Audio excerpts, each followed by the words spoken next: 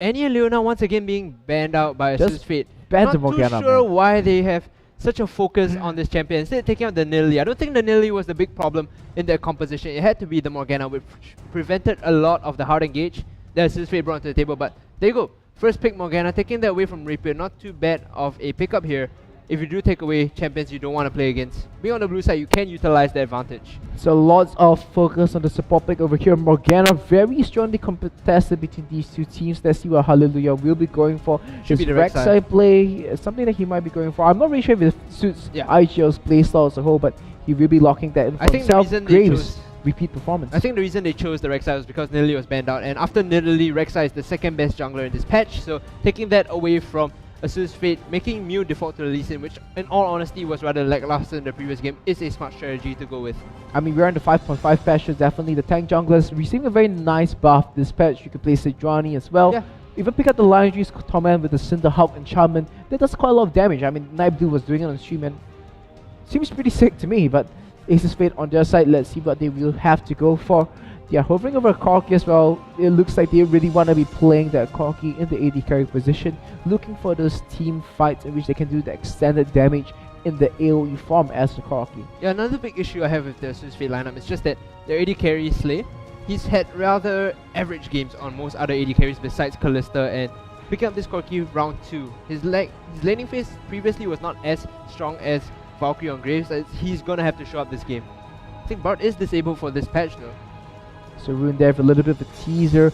We have to see what he goes for. Just locks into LeBlanc for himself. So LeBlanc in the mid lane. This is just him putting down his fist, saying that we've banned out all 3 of your champions. No Lissandra, no Orianna, no Xerath. Yeah. I know you only can play one last champion, and that's gonna be Ahri. LeBlanc gets Ahri. I'm super confident of that matchup. Bring it on, Jinky. Yeah, bring it on indeed. I think honestly, it's a 50-50 matchup in terms of skill. We saw in the IEM World Championships in Katowice. Sia on Ahri did really well against LeBlanc in a 1v1 lane now. As I mentioned, skill matchup.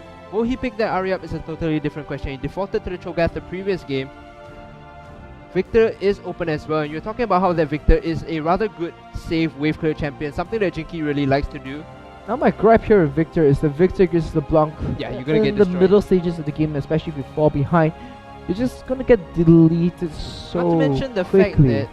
fact that LeBlanc can roam out of lane very easily. She's rather mobile. Where Victor, if you get caught in an area where you have no vision, LeBlanc is just gonna burst you down with her full combo, and then you have a great man advantage there. I mean, on the side of IGL, they went for the Braum, and this is when we start to see IGL faltering a bit. I think this will be the first true test in Phase 2 of the GPL, when they're deviating away from the standard, from the very favorite pick compositions, and in the previous game, they kind of wanted the pick ban phase itself, and now this is going to be something that requires a lot more technical execution from them when they're playing this much more defensive style with the LeBlanc, playing towards a little bit more skilling on the LeBlanc as well as the I Rek'Sai. actually really like the Hecarim top lane in this situation going up against ASUS Fate, because for one, you get a very good flank from the back as well as from the front engaging with Braum, and that pincers ASUS Fate, forces them to choose one side to fight with, and it looks like it will be the cannon for LY4. I think the Hecarim, however, is still the better opinion. I think Rumble will be very good here if they can pick up the Rumble for themselves, because Rumble together with the Braum, you're able to layer some very nice line damage in the jungle itself. But Cannon is something the LF4 is rather comfortable with. Cannon against Maokai, it can be quite a strong bully lane as well, because you don't really need to cast spells to be able to do the damage, just auto attack him down, get the physical damage onto him. But we have to see, looks like they hurt me, guys. Yeah, They're going to be going for the Rumble over here. Now the big issue with the Rumble, I think against Maokai you have a terrible laning phase in general. Actually, Rumble does really well against Maokai. The issue here is also the Jarvan presents itself against the Rumble. And that's true. in a 2v2, the Rumble is going to get camped out, and time after time, my one gripe with LF4 when he plays Rumble is if they do camp him out, he doesn't do as much as he normally would, and sometimes it happens to go on tilt, which is, I think, what IGL has to avoid this game.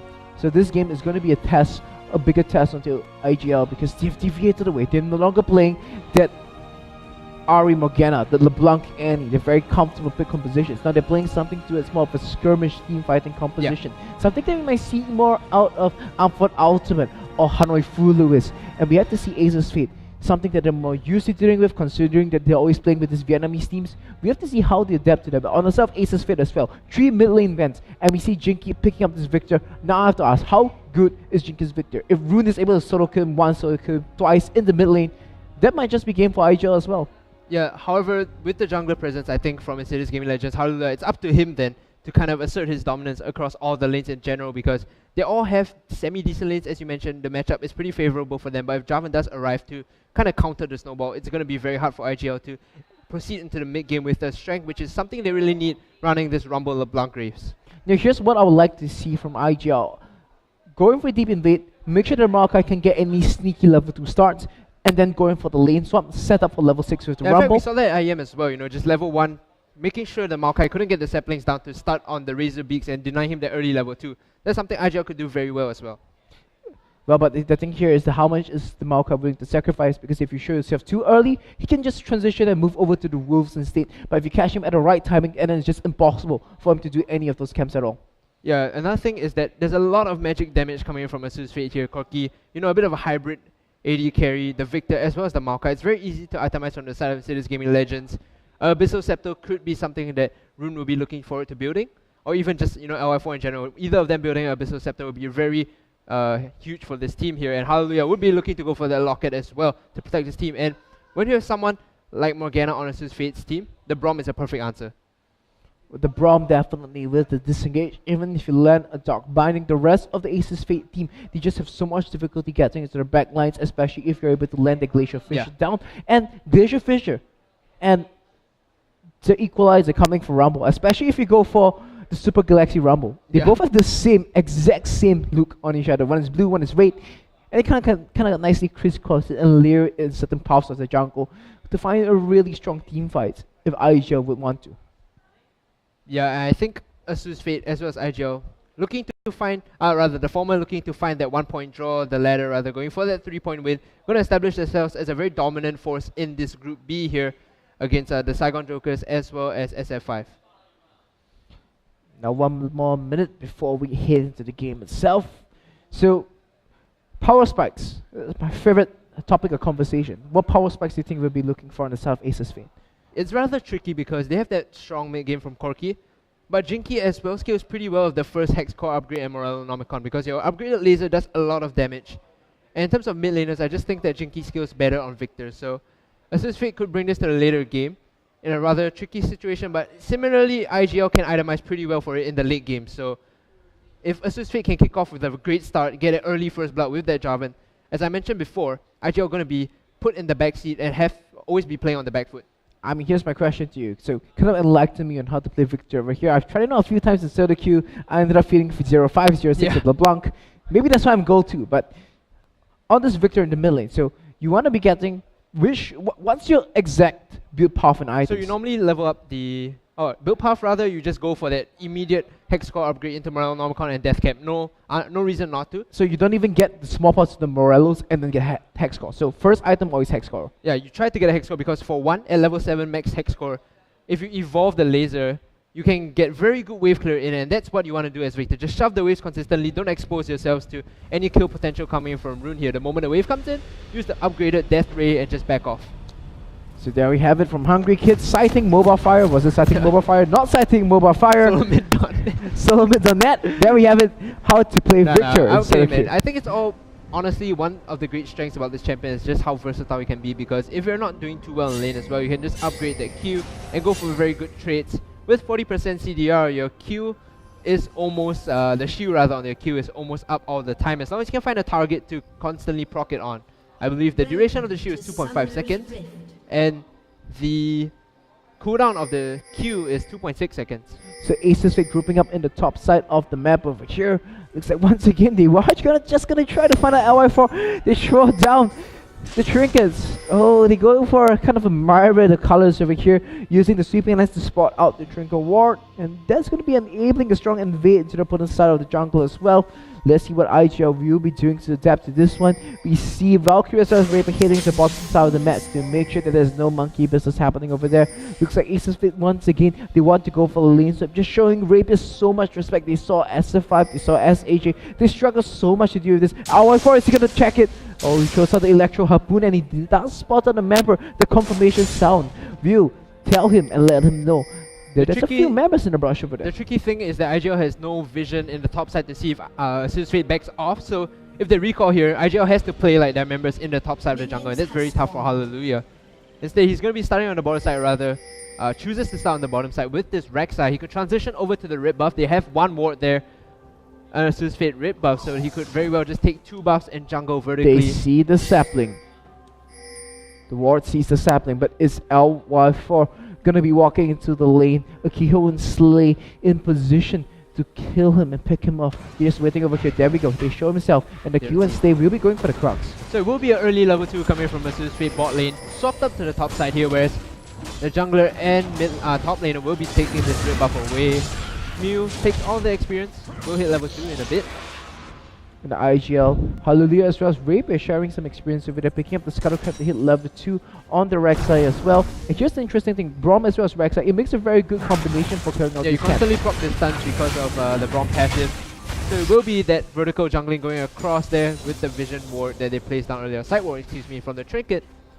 And all in all, it's going to be a 2-for-2 buff start for each team. And just look at this, LY4, he's getting zoned pretty hard by Akiho as well as Slay at the moment in the top lane, which means that Lolita will be picking up experience in all this time as well. Going for the blue buff right now at the top side of the map.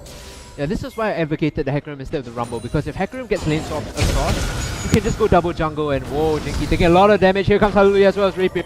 There we go, flashes forward, do they get him? Flashes away as well, but the laser comes in, completely misses, Ignite clicking down onto Jinky. Mio tries to come in from the back as well, but Rapier only level 1 at the moment. Flashes traded all across, Ignite being burned by Rune as well. And now Jinky will have to be watching out now that his flash is down.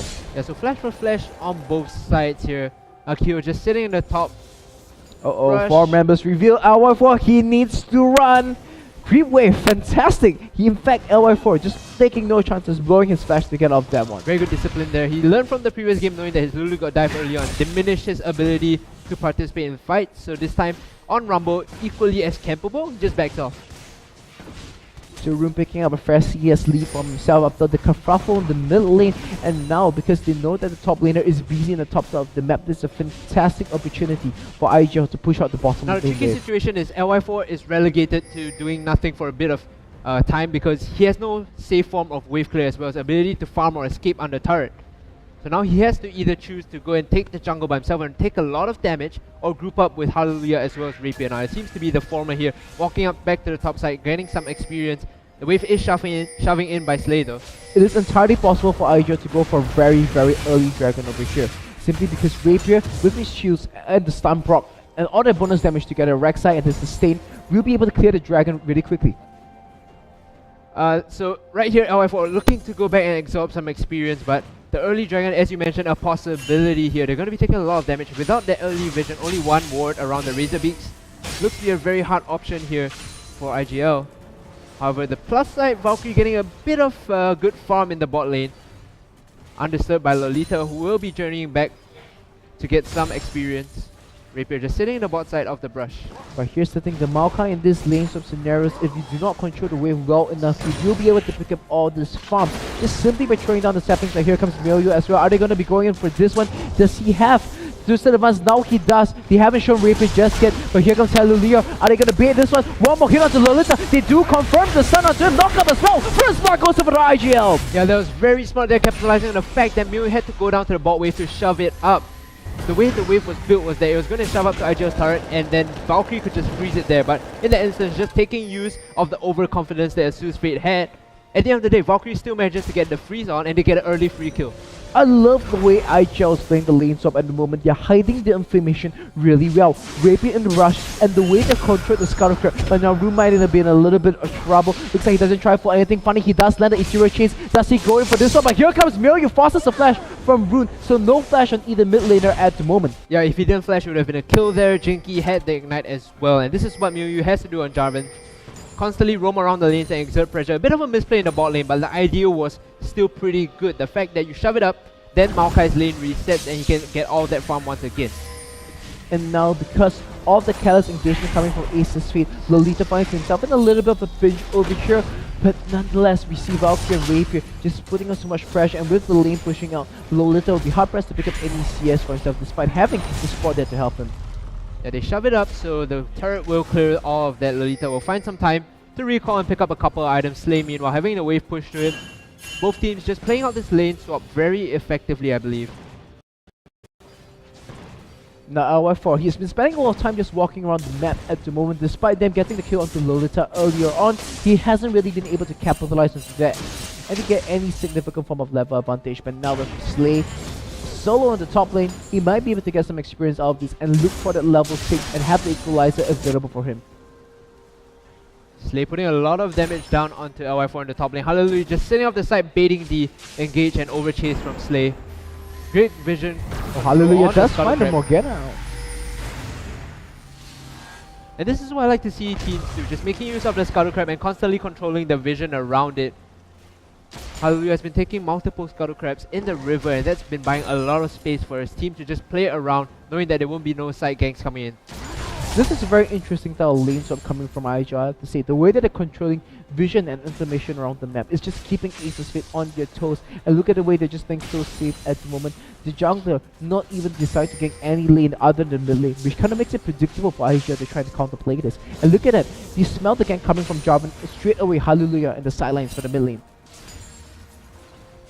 I think that has to do partially with the fact that the Tremor Sense will spot Jarvan walking up before you even see him on the minimap, and that's the great opportunity that you have with Rek'Sai, which is what makes him such a strong jungler. Rune getting popped, his passive popped, excuse me. Off the side though, it is Hallelujah, Akio in the mid lane. There we go, the damage comes in. Ignite will be enough to tick him off. LeBlanc getting a little bit too risky over there. Jarvan flag there just for the bonus access points, and Hallelujah does get caught up by the Dark Binding, but there will not be the insane siege composition that we saw in the previous game to pull up on that. And that's a great kill coming over to Jinky there. He's gonna need that gold sorely to upgrade his Hex Core and pick up the Morellonomicon now. When you set the LeBlanc behind, it reduces a lot of her effectiveness at sitting in a brush and just making kills happen. I think that's what IGL have to be careful. They have to try and get this LeBlanc back into the game right now. He's slightly ahead of CS just by a bit, but when this lane shoves up, Jinky will be the one with the advantage. So the lane swap is gonna be finishing soon. The moment LY4 as well as the Malga hit level 6, we might see some interesting rotations happening. Akil as well as Slay might be trying to go for gank over here. The LY4 tries to get a little bit aggressive into them. That's a fantastic job dodging around the skill shots. But here comes Hallelujah as well as Rape, and he clears out the wards. But in the top lane, ASUS Fate, they're still sticking around. This is extremely dangerous for them. Are they gonna keep putting on pressure? Rapier shows themselves. Oh, Rapier, what did you show yourself? Yeah, Rapier showing himself a bit too preemptively now. Slay as well as Akio know they're in a bit of danger and choose to play a bit conservatively. Meanwhile, on the bot lane, Valkyrie shoving the wave up to a point where it's gonna shove back over now. Lolita constantly has to deal with this wave conundrum. I like this decision from the Graves back. Unlike other AD characters, you should stay in the lane and try to get as greedy as form as possible. This is Valkyrie preempting the level 6 from Rumble and saying, okay, I'm gonna get my items, I'm gonna hit my power spikes, and then we're gonna click the trigger and go for Baron. Yeah, Dragon. Yeah, go for Dragon early on, not Baron, because 9-minute Baron! Considering the fact that he hasn't even spawned yet, I think it's gonna be a miracle if they do get that Baron. Level 6 being hit by LY4, but not by Lolita. LY4 here getting taken very low, exhaust onto him. He might get in a bit of trouble here. Equalizer turns around, Slay in a bit of trouble, but now Akio flashes forward. One more auto attack, we'll be able to do it, but there we go, it's the shield, and Hallelujah comes in front of the backline. Is he able to save his teammate? The answer is no. Teleport sent up into top lane as well, but now 3 members all in the top lane right now. IGL, they should start grouping out, stop pinging the Dragon and start moving towards it. Yeah, but the fact that Hallelujah's on the top side is going to be a bit hard for them to take. That Dragon Void Rush was used as well to help out LY4. ASUS Fate, this tower is very low, they'll be able to group up and just take it down. So members of both teams just trading turret for turret. Slay coming out better for Wear at the end of that. Slightly behind in CS, but with a kill to his name. So the top lane is still going to be continued to be pushed in.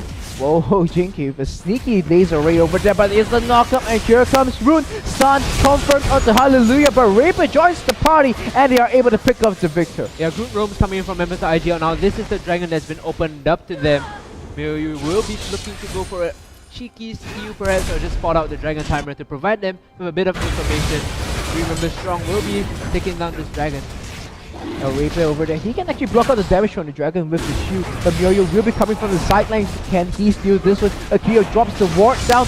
The smite does come in. IGL come with the pants down. Yeah, they weren't expecting that flash, or excuse me, EQ smite coming in there. I think no vision on the side meant that IGL had to sort of predict it, and they didn't get the timing right now. At the end of the day, it is the Dragon that goes over to ASUS State. But 1 kill over to Rune before all that happened, and now he's back in the game for a short period of time. I mean, that was really bad for IGL because now with the first dragon going over the ASUS Fate, if they want to go for the 5 dragon victory conditions, they just gonna set behind by 6 minutes. Rune picks up that early Negatron's cloak, but that's not going to help him too much because the focus of Jinky is still wave clearing with that evolved Death Ray, and he's not going to be looking to trade too much damage if he can afford it. Instead, the responses are going for the the Negatron's cloak on that Victor. So both mid laners picking up very early defensive items. But here's the interesting thing, the way the turrets have been taken down. The bottom lane outer turret taken down in the favor of IGL, and the top lane outer turret taking down in the favor of ASUS Fate. Rumble's gonna have a frozen lane now, and then the bottom lane Koki's gonna be farming a lot. So we're gonna see roams from Maokai, but on the other hand, is the support and AD carry of IGL, which has been opened up to the rest of the map. And the issue with that is that Valkyrie has not hit his I-Edge power spike now. He has a lot of AD to his name, yes, but he can't really impact these massive team fights with the criticals that he can chunk out members with. IGL should not be grouping up in this mid lane so early. Instead, looking to get some vision around the map would be the order of choice here. Rune just does roaming down to the bot lane. In keeping a poke, he does have to use the Mimic Distortion to get off that one. Milieu still on the chase, still looking for the Cataclysm, but Rune a little bit too elusive for him. That's what happens when you don't have enough vision. I think members of IGL now, they do have the immediate strength of just grouping up and blowing one member up, so group up as a team and go in for some deep vision. That will allow you a bit of space and information, as you mentioned. Something that IGL was really good at, making use of the information early on to play around the map. Now this is a huge shift pushing up in the top lane. We have to see if IGL commit any more members to deny the Maokai away from this wave. It looks like they're going to be hanging around the mid lane. Oh, no, never mind about that. There's Hollow here going to go to the top side of the map. Gets spotted out by the Scuttle Crab Hits Shrine back though. down to the bottom side. So the Shrine has expired. A ward that will spot out Hallelujah. 3-4 members of ASUS Fate grouping on the mid lane. Oh, there we go! Be very Teleport from the back! LY4, he's gonna be coming in, but already Cataclysm for collateral damage. Was he too far away? Slay is now the focus. LY4 is gonna take him down. Where is the equalizer? Is he gonna land it down? Muriel is gonna be in trouble right now. 3 for 2 in the favor of IGL. Little nowhere to respond to this one. Huge fight being won. Yeah, IGL used the equalizer with the teleport rumble in, and they managed to get a very good cleanup from that. Now they're going to group up on this tier 1 mid turret and hopefully get this down. And I think that was the MVP play coming from LI4. The teleport behind the enemy line to land the overheat Flame Spitter and just take down Slay before he even participated in the fight. So IGL, they were not able to convert that fight into any major objectives, but they did get some good damage down onto the middle turret. Now, this is the stage of the game where IGL starts to turn the gameplay. We see 2000 gold on the Grace, converting that into the Infinity Edge for himself. Let's see what else he will be picking up. Yeah, the fight was really important for members of IGL because that meant that Rumble could get his Sorcerer's Boots. It meant that Moral Nomicon could be completed by Rune, and then the I-Edge could be completed by Valkyrie. And these are all very big items that IGL can look to use in the next Dragon, whereas ASUS Fate still bordering off on the lines of big items. Abyssal not yet done for Victor. Rod of Ages not yet done for Maokai, but the Trinity Force for Corki will give them a bit of a respite. The Trinity Force on the Corki ASUS. They might try to do a little bit of siege over here, or perhaps find some team fights around some objectives if possible. It might be looking for a flag. We actually see some sneaky warding and play coming in. Vision Control might be the name of the game for the next few minutes. Minute 50 on Dragon now, as you mentioned, Vision Control would be the name of the game. ASUS Fate doing a fantastic job of just clearing out pink wards and putting on wards behind enemy lines. Land Shark. Hallelujah on the Land Shark. Blue buff will go over to Jinky, I believe, and this is great because a reduced cooldown on the laser would mean more participation and more damage over time in these fights. Rune, however, has to wait on the cooldowns for his spell rotations, which would mean that if he can't chunk someone out, he's at about 7 to 8 seconds down out of the fight. Now IGL on this side, I would really like to see a blue trinket coming out, especially considering that they're playing against Morgana as well as Maokai. The Valkyrie seems to be delaying that a little bit, upgrading the trinket on the Rumble as well. The moment he has the goal available would be a good idea as well, not that he has the Sorcerer's Boots as well as the Haunting Guy.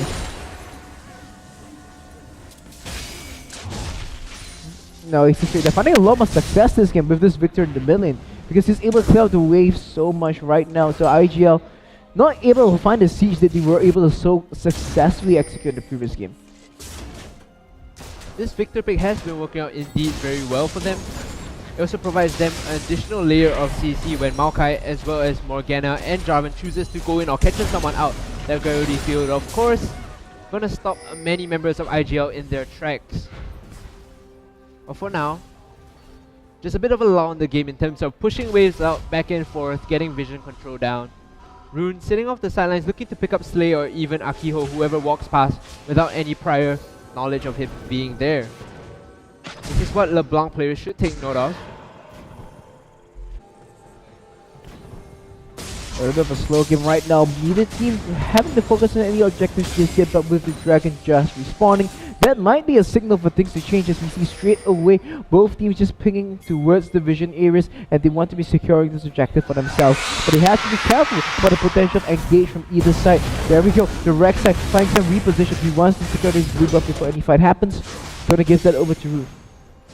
It is ASUS Fate with the superior vision control here. They have very good wards around the river, whereas IGL's wards only border on their side of the map. So I think if ASUS Fate chooses to engage here, they will be able to kite around slightly better than IGL. Lolita in the bot lane has to clear this up before they contest the Dragon. Talking about the skilling available for both teams over here, I know there's a Victor on one team and LeBlanc on the other. Yeah, the LeBlanc will not skill as well as the Victor because at a certain point, his skills just deal a lot of damage. As I mentioned, the Q on a 2.6 second cooldown with 40% CDR is pretty sick. Allows him to kite around pretty well, and that Chaos Storm will do copious amounts of damage in fights. Whereas the Graves, I think he drops off quite a bit against this composition when Maokai and Jarvan are in your face and you can't help but just run away and try a kite before unloading your burst. So could that be the explanation of why ASUS Fate, they're just playing this game so passively at the moment, just avoiding the assassination attempts of coming in from Rune and just making sure that they can keep the game in control? The issue is they can't really engage without finding a binding onto someone or a flank with Lolita. I believe Lolita is waiting for his Righteous Glory to be completed. In that instance, once it's done, they can actually find fights much simpler.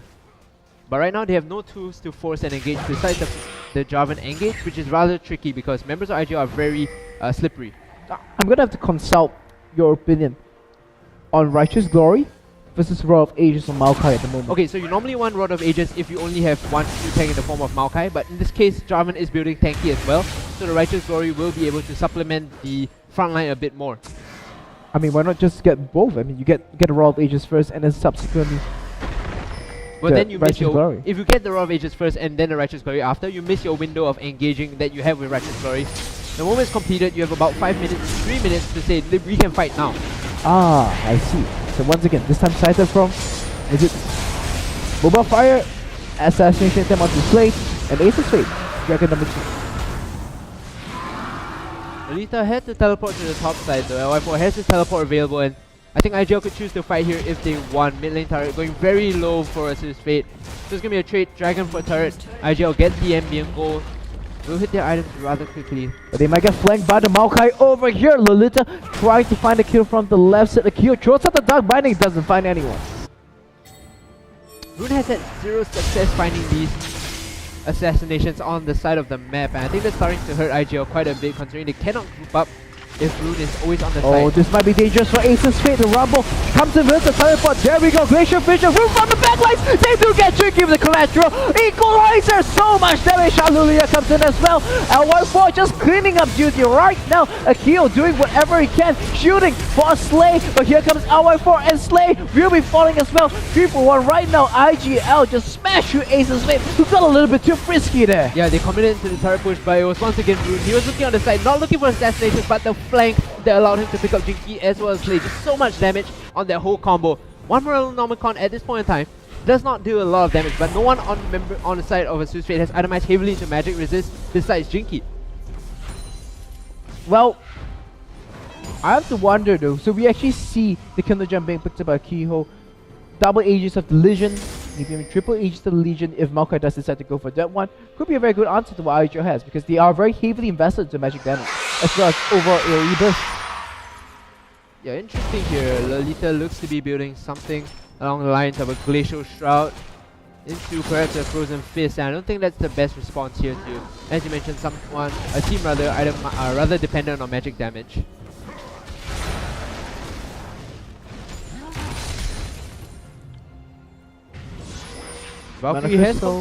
Valkyrie has completed his static shift, so that's a good amount. Phantom Dancer. Yeah, Phantom Dancer. There What's he you gonna go. show us? I think the Phantom Dancer would be the better pickup in this case because you have a good amount of wave clear coming in from the Equalizer if you have to defend. You want that teamfight presence and the crit multiplier before you start dropping off, and Valkyrie has the immediate upfront damage with that Phantom Dancer now. Here's the way I see it. When you want more magic damage in the team, when you need more wave clear, you need more damage, magic damage in the team. So maybe say you're running Irelia Z or something, then you go for static shift. But if you're running already LeBlanc, Rumble, so your Grace is to play of more of a damage over time and get that 80 damage in, then you do not want a static shift because static shift does magic damage. It also allows him to kite much better in fights against this Jarvan Maokai engage. After all, he is the only one besides Rek'Sai dealing a constant source of AD. Once again, a rather slow and technical game coming from both of these two players. Rune goes onto Lolita in the top lane. LY4 is there for the backup as well, but this Maokai is slowly but surely becoming more and more tanky. But we have to know this Rumble 4-1-0, lots of items onto him. These team fights are going to be huge for IGL should they be able to find the right initiative. Yeah, a bit sloppy play from ASUS here, not really distributing the lane clearing duties properly. Going in onto engage where members of your team are recalling is not the best utilization of your resources. Oh, Rune gets caught up by Dark Binding. IGL are grouped up in the mid lane, split 1-3-1 at the moment, just shoving out all the lanes, very similar style to SK. But I have to feel that perhaps a more aggressive group up and just pressuring the opponent's jungle, trying to find a fight in those areas. Yeah, so they should be moving. Can do really well. They should be moving their pink ward line up into the entrances of ASUS Fate jungle, and that will allow them entrance in, and they can actually mingle around the jungle and find fights, corridors where Equalizer as well. The Glacial Fissure will do a lot of work. Finding in the open isn't something Insidious Gaming Legends can make use of.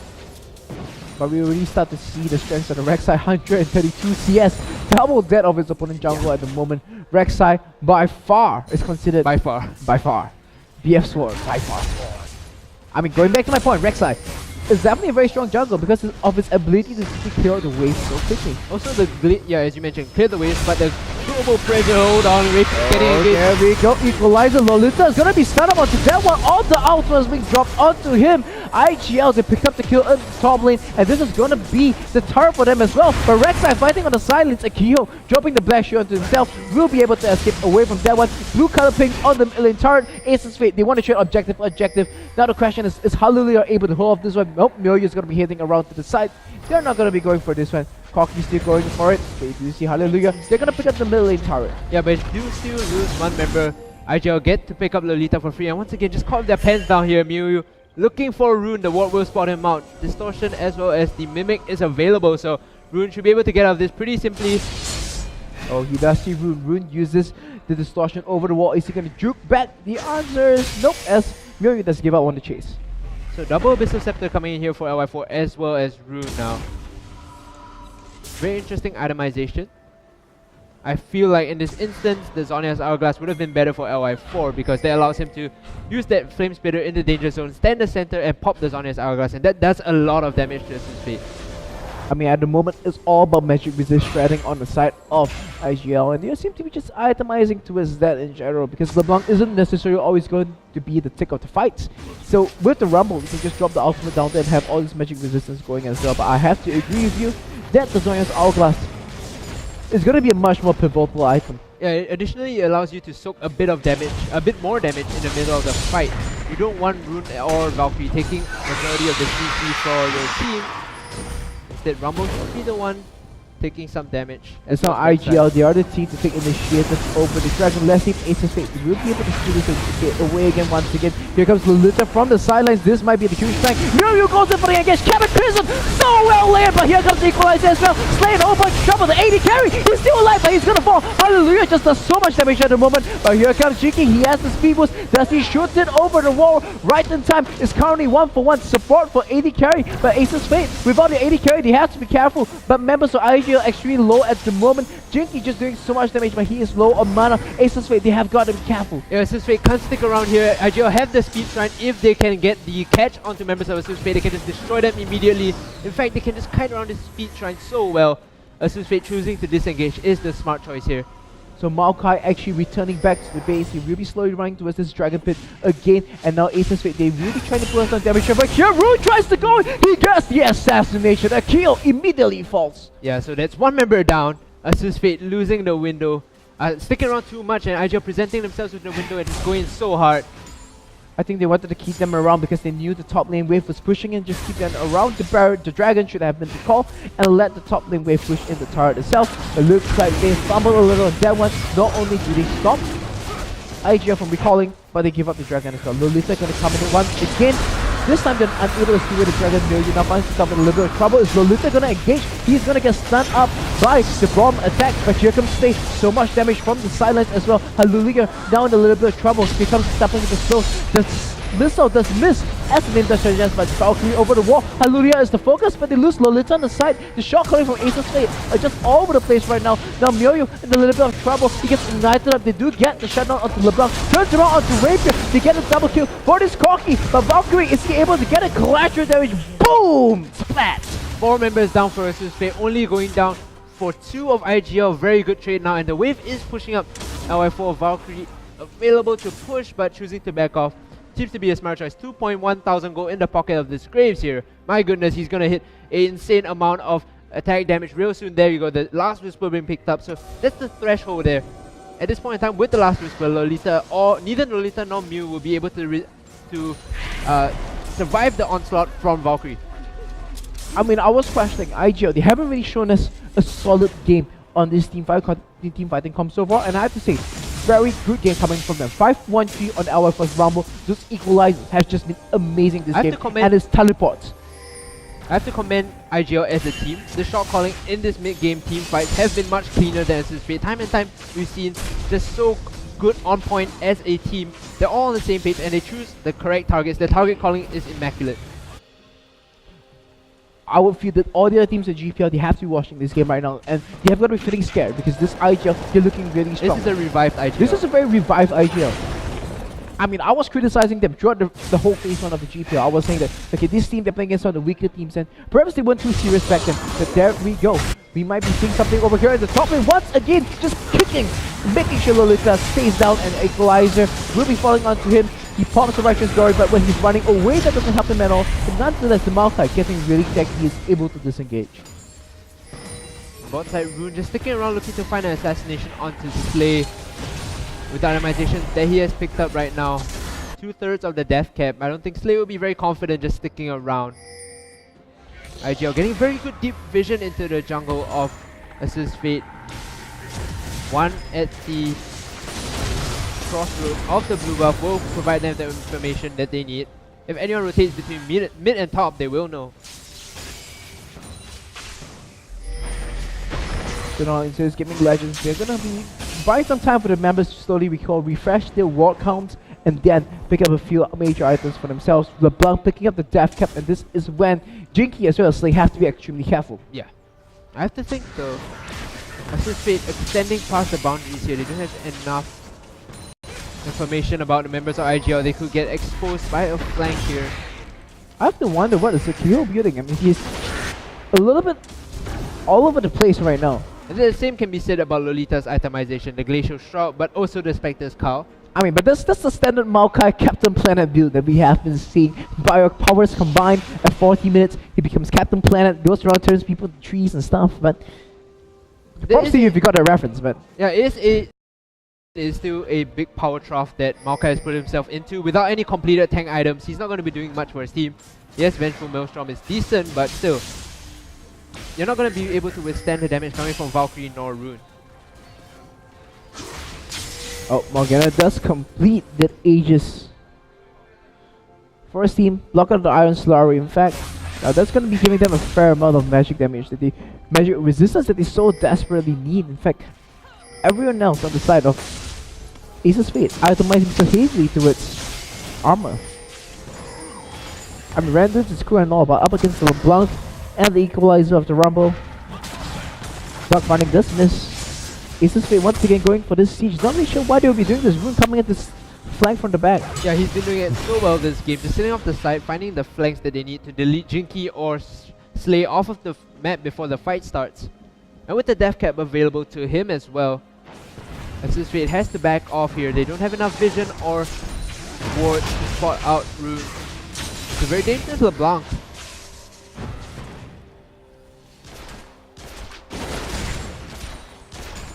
A little bit of jostling in the middle lane at the moment. IGL just trying to find the engage currently, and the ASUS Fate controlling the vision around, and they know. I have to say, very impressive from ASUS Fate. Just look at the side lanes consistently being pushed out in their favor. Yeah, it looks like LY4 will be the one to go and clean that out, but once again, as you mentioned, side wave control, ASUS Fate demonstrating that they are no slouch as well. There's a big wave being shoved up. Lolita gets the chains onto him, but Rune will not be sticking around to follow up. 4v5 here is a window for ASUS Fate if they want to go in. Righteous Glory is available as well. Gotta bait IGL out a bit more. They can't fight under the turret with this Glacial Fissure on Braum.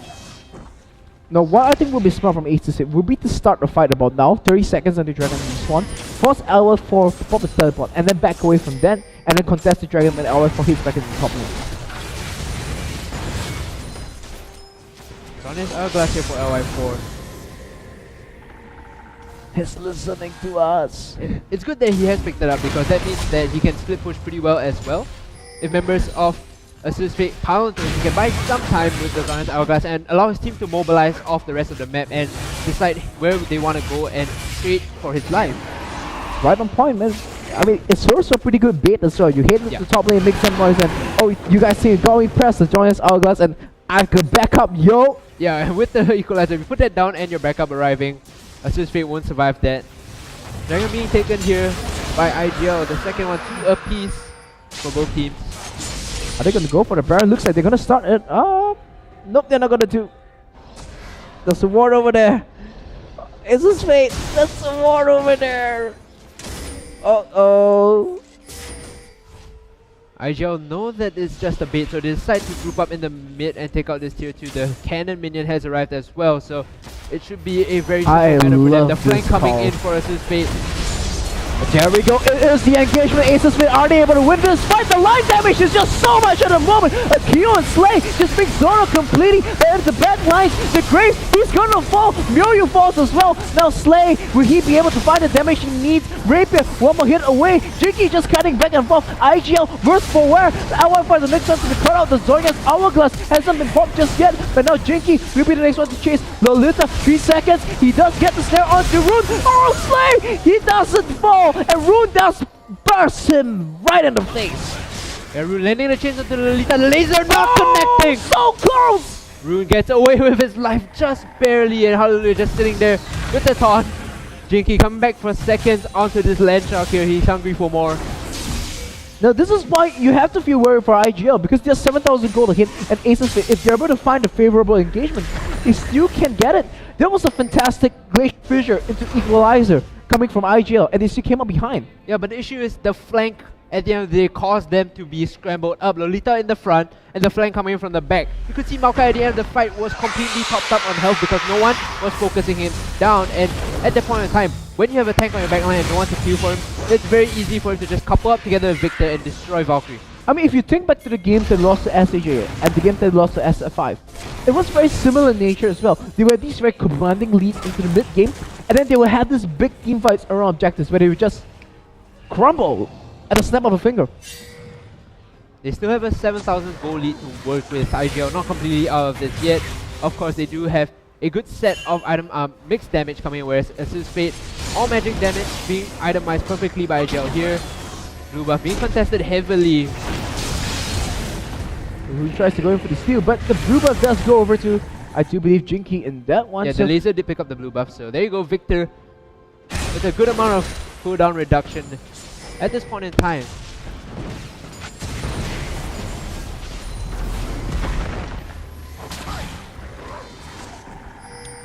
ASUS Fate now. Not right. I kind of have to wonder what is ASUS Fate thinking in this case. Do we continue waiting? Because at this point in time, they're getting all the major items in already. Last Whisper, Infinity as Trinity Falls on the Corky.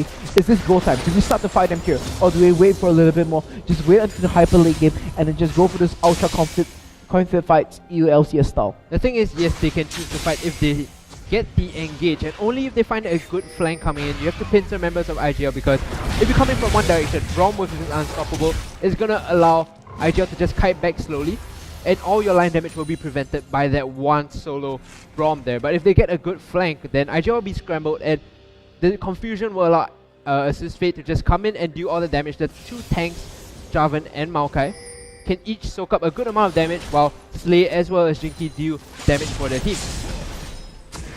So IGL, they're able to open up the goal lead to about 8,000 right now over the past few minutes, increasing that by about 1,000, but you have to be worried about the scaling on the side of ASUS Fate. I would say 8,000 gold is a very comfortable lead to have. But with the scaling, at about another 4 minutes or so, I do believe that that goal lead wouldn't really be that significant, because they have the Maokai, they have the Victor. ASUS Fate scaling potential on the side is just really, really high. I mean, we say Captain Planet and the powers are combining. Yeah, they are combining pretty well. The shows are ending, the Deus Ex Machina, Captain Planet is being summoned. Deus Ex Machina, the form of Lolita here, the tree. Running around the sides.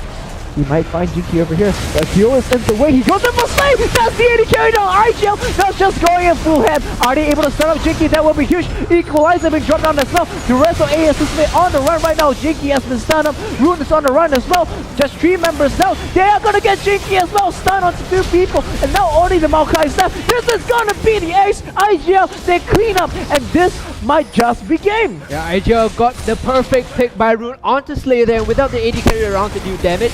Everyone else does magic damage. You can just face tank that with the tanks coming from IGL. Rek'Sai at this point is just so humongous. There's the inhibitor for IGL now. They should back and regroup, grab the Baron, and look to finish off this game. They have a very good lead and just 12,000 gold ahead. My goodness. What a fantastic catch coming from Rune, hiding in the brush over there. ASUS Fate. I have to feel it's this mid lane area. This is the death zone where they have been consistently walking into and just repeatedly getting bursted down by their opponent. And now IGL, they pick up multiple kills and they're going over to the Baron. Very well played from the IGL. Yeah, I honestly think great discipline coming from the team here. They get the objective that they need, move over to the Baron and just finish it off, knowing that the cooldown timers are in their favor. The ASUS Fate kind of clawing a defeat right now. 13,000 gold behind, just now I said 7,000 gold. That was still overcomable, but the moment you hit past 2 digits, the moment you go 10 and above, it starts to become really difficult because you're looking at multiple items and you need to start to stall the game until the 15-minute mark where you can really kind of equalize that everybody gets the 6 items. Yeah, I mean, if you look at the gold distribution from the side of both teams, it's truly the bot lane of IGL that has the majority of the advantages. 16,000 gold on Valkyrie to 12,000 gold on Corki. And the support as well, just a huge lead on the side of Rapier. Oh, Mirio gets caught up by Rune once again. Now there's the jungler down low. Rune is still going on the hunt right now. Dark Biting thrown out. Well, the rest of IGL does secure the dragon for themselves. That is 3 dragons already for the Insidious Gaming Legends squad. And now they're just going to be grouping up in the bottom lane. Not going to be wasting any time. They have the Baron buff. They have the speed boost from the dragon as well. This is going to be a target force really quickly. The thing about the Baron buff in this, rather the changes to Baron buff that we have seen in this new style is that you don't need a big wave to push. You just need 2 or 3 minions, get the Baron buff onto them, and those will allow you to tank the turret up for a bit of time while you just DPS it down. Mirio throws the flag over, Rune goes into burst! Mirio just solo right now!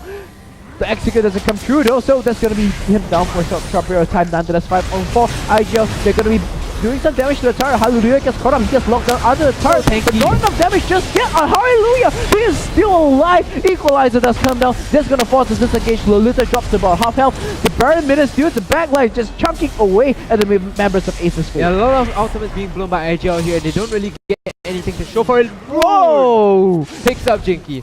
And now with the mid laner out of the way, most of the wave clear is now on Slay himself, which is going to put him in a very risky situation should he decide to come in and wave clear. They're just going to surrender that. That's going to be inhibitor number 2. This might be game for IGL. It's a 5 on 4 right now. Can they make the power play? There we go. It is the screaming alarm. Slay solo right now. Mirio goes in for the engage. He's going to be stunned up. He's going to be locked up. The Morgana actually is going to be there to save him. Collateral damage not enough to finish him up. But IGL, they're going to be going for broke right now. Lolita is going to be the focus. Akio! One more hit. Akio does fall. Slay does fall on the sidelines as well. Corki gets caught out. IGL, 3 members down. They should be able to finish this off. Nexus starts number 2. It's gonna be the Nexus as well. ASUS Fate, they're gonna be falling. IGL 2-0. They're gonna come out on top of this one. Very great series game played by IGL here. 2-0 the Singaporean side. taking a very commanding lead now at the halfway mark of the GPL Group Stage 2, and congratulations to the Singaporean team.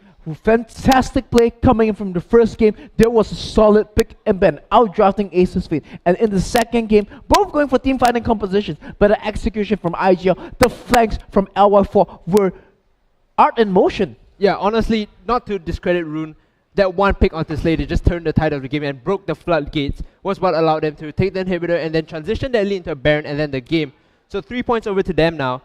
They are looking in a very good spot, and with the next series coming up, they'll be looking intently on who's the one that's going to be competing with them. Definitely.